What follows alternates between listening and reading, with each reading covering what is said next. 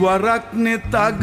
කඳුලැලි පිරුණාදෝ සිතට දරාගනු බැරි දුක් වීදෝ වරක්නෙ තග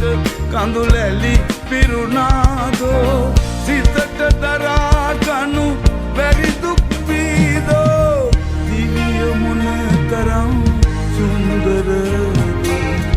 දුකම කොයි තරම් සතුටක්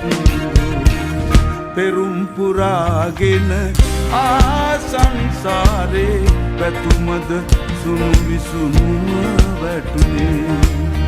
කාටද රිදුනේ කවුරුද හැඬුනේ